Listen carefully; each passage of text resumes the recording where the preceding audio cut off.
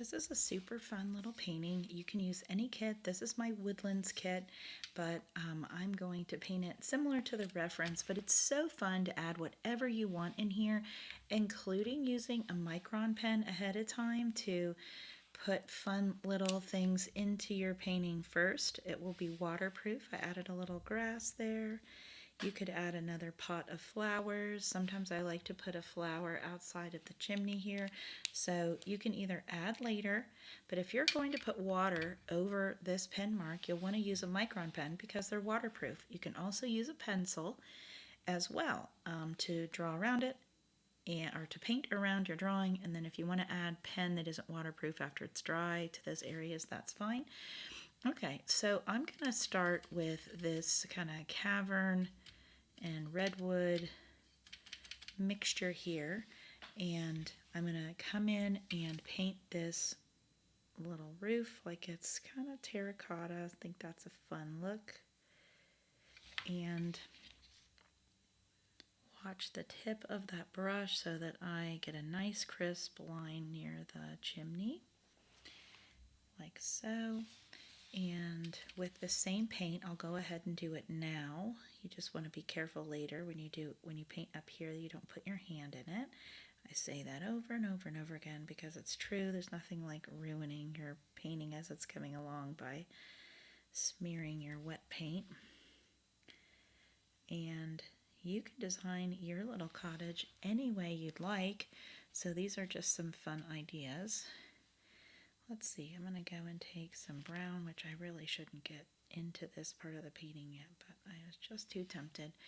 And I think I might make this pot over here kind of in that terracotta family, like so.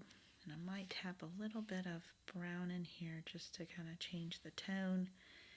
And maybe I'll do that, put a little bit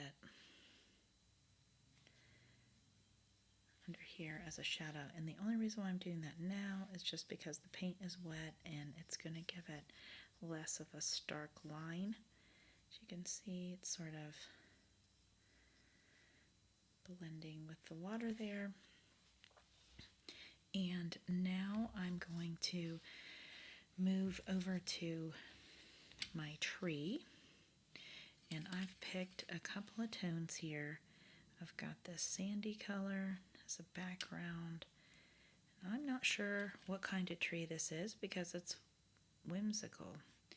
And if you want to practice, as I tell people all the time, on your little paper strip that's included, just doing the very lightest line, because you can do it fat. If you want it fat, that's fine. There's more pressure there. But when you're trying to draw downward, your hand gets tired and the line gets fat.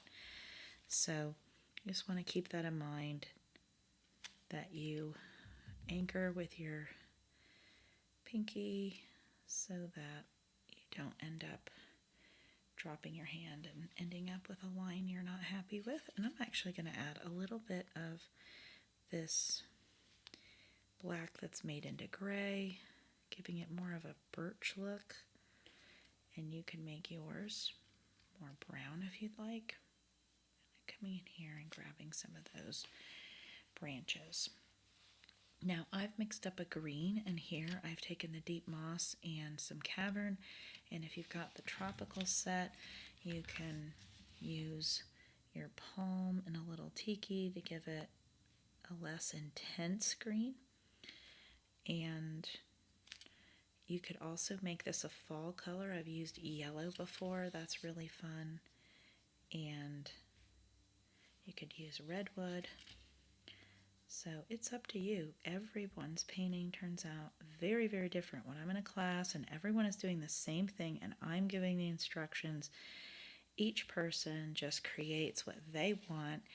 And some people want to make it just like mine, and a lot of times people have their own idea, and it's a lot of fun to see everyone creating something so different, as we're all so unique and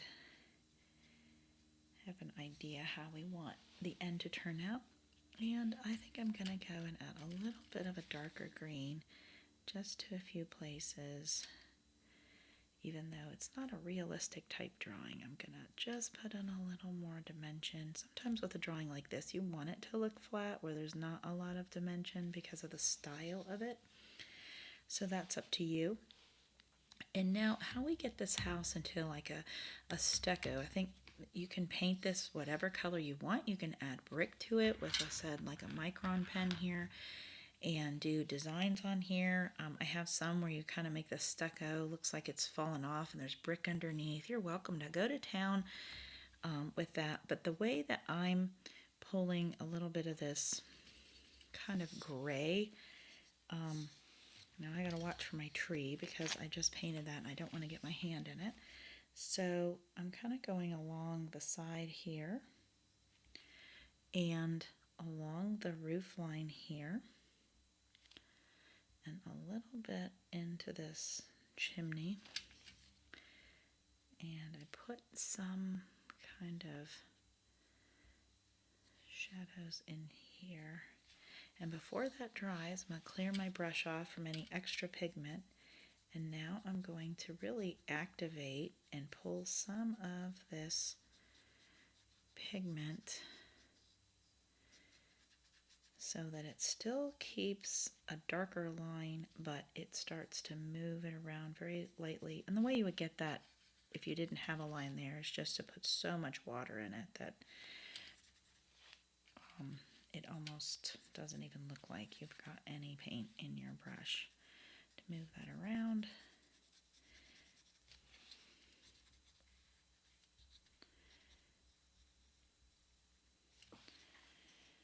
But I like having these deposits here so that it starts to give it dimension. I like the stylistic look of it.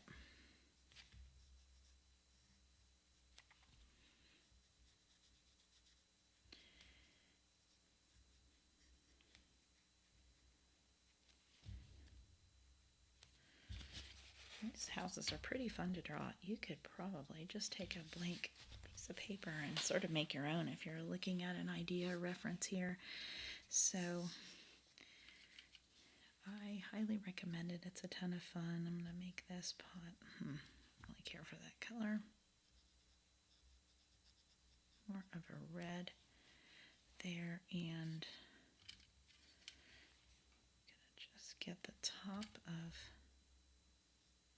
oops, wow.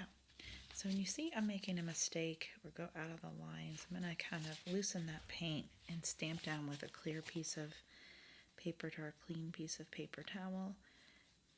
And that step's going to be darker than the others. Gives a little dimension there.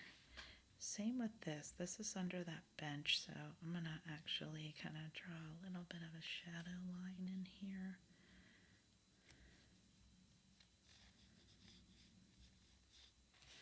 Like so. And then I've got this little lantern. I'm going to do this in a black. And then I've got this bright orange. It's in addition to the woodlands, but it's in the hibiscus from the Tropicals palette. And I think I'll do that here for the roof. And actually, I'm going to take a little bit of this and just do a pop of yellow here because my drawing is so neutral.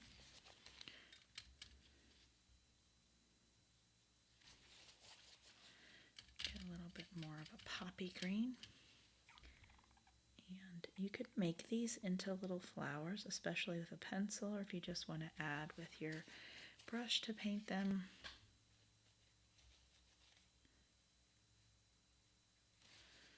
Making that a little dark at the foundation line there. And in my drawing, I came up with this kind of, you can test your paint out, kind of this blue. And really give a pop of color.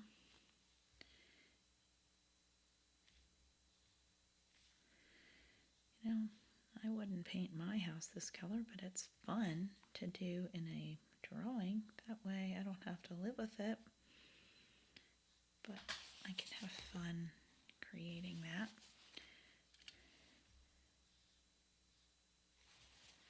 And I'll probably do something down here. This window. Oh, I put green on that.